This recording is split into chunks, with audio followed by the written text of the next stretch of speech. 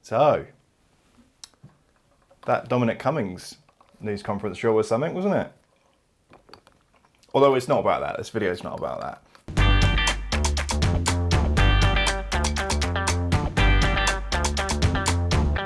What I was going to do was like a deep dive, like one of my idiots guides, but just like on the whole Dominic Cummings situation and why the UK is so annoyed about it. But I don't know.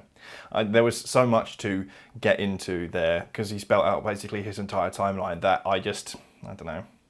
I don't think that, I just didn't have the time for it. I didn't have the time to get all that laid out. So I thought instead I would talk about Boris Johnson's new announcement about the easing of lockdown that he made almost immediately after the news conference.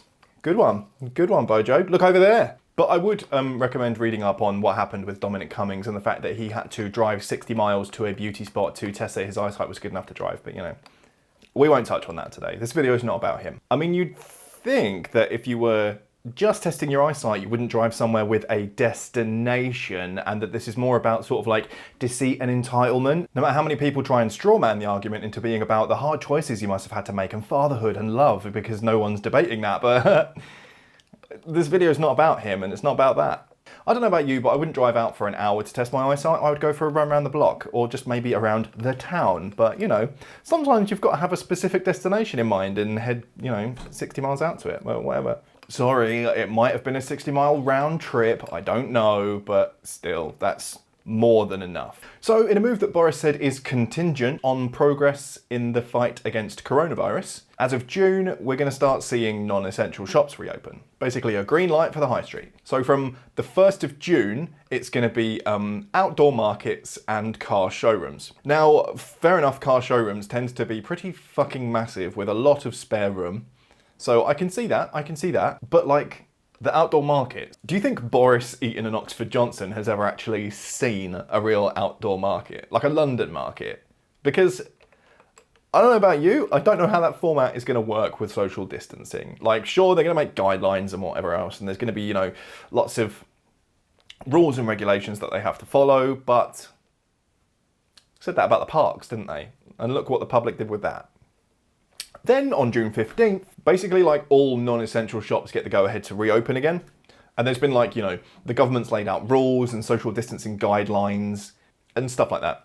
Like stores are going to basically limit the amount of people that are allowed in at the same time. They're going to sort of control the flow of movement of people. Like in one of my old videos, I took you guys to the shops, didn't I? And I showed you like the stickers that are on the floor to guide people around and to make sure the footfall heads in the right direction so people aren't crossing paths. It's basically like, it's going to be like that for all shops, I think. There was a news story semi-recently where they were talking about how supermarkets are going to be the example of how this will affect your standard shop, you know, queues outside and stuff like that. So in the news story I was reading, Katie Prescott, who is apparently a business correspondent for the BBC, says that when the 15th of June comes around, shops will look rather different to what we've been used to, with limits to the number of people allowed in and restrictions on how people move around shops. Some of those measures will be harder to implement than others, such as encouraging customers to avoid handling products while browsing. Now that's the bit that I find like that I question, right? Because there are some kind of non-essential stores where handling is essential. For instance, clothing retail, where you probably need to try something on, or at the very least take it home, try it on, and then it's been in your germy house, and if it doesn't if it doesn't fit, you've got to return it. So like, how does social distancing and not handling product mesh with that, right? Sometimes you need to read the label of something to know what size it is, or, you know, if you're in a supermarket already, you need to read the label to maybe know what the ingredients and the allergens are. Like, there are extenuating circumstances that I'm sure can be, you know, sidestepped with the proper measurements and stuff like that, but it just seems difficult. But then I guess that's why it's harder to implement than others, right? Like, these kind of measurements are difficult in these non-essential shops. And also all shops are so different and the nature of their products are so different. Like, it's going to be hard not to have to take everything on a case-by-case basis, I guess, but it's just worrying. And I'm like kind of interested to see what a difference this makes to the shopping experience of places like that, where you are constantly kind of like, you know, touching everything. Basically, immediately after this announcement was made, Primark was trending on Twitter, but I kind of like missed the exact reason why. I assume it's because everyone's going to be buying their £2 shirts for the summer weather the minute that it opens, and as many as them they can cram in there. But yeah, picking up all those £2 t-shirts from that, you know, stack of them that they have isn't going to be exactly contact free.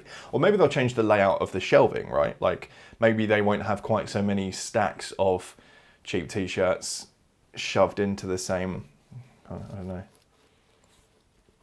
I don't say that in a judgmental way, by the way. I'm pretty sure that most of my t-shirts are from Primark. I'm just probably not going to buy any new ones right now. But anyway, like I said, that was kind of completely lost on me.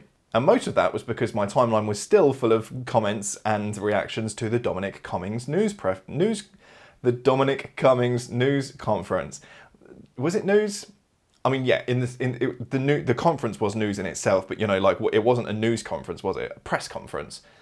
The press is the news. Let's say press conference. Let's stick to press conference. That seems safe. So yeah, it was immediately after the Dominic Cummings press conference. So my Twitter was still all abuzz with that, and I really didn't catch why Primark was trending or why that was relevant. But like I said, it was immediately after the press conference with Dominic Cummings, where he was sat at a table in a lush green garden to like sort of make sure that he was visibly keeping distance from all the reporters, right? And he was late, by the way. He was late to that press conference. Like, you're trying to repair your public image. What happened? He was set up like at a table in the garden, like he was some kind of business dad who was given face painting to do at a toddler's birthday party, but was like vastly out of his depth because his only reference of the culture is like the 3 TV shows that he knows his kids watch, which are like, oh, I don't know, like Peppa Pig and In the Night Garden and Charlie and Lola. And he only sees those for like, I don't know, maybe 10 minutes before the kids go to bed. And he's only been off the tube for like 10 minutes himself and he hasn't even had a cup of tea, right? So all those memories of all those characters are like merged together. So really all that the kids end up walking away from that table with is like either Spider-Man or Iggle Piggle, because Spider-Man's easy to remember. It's just red with webs, and Iggle Piggle is blue with no webs. Anyway, thanks for the announcement, Bojo. I've been climbing up the walls waiting to get back into Clark's.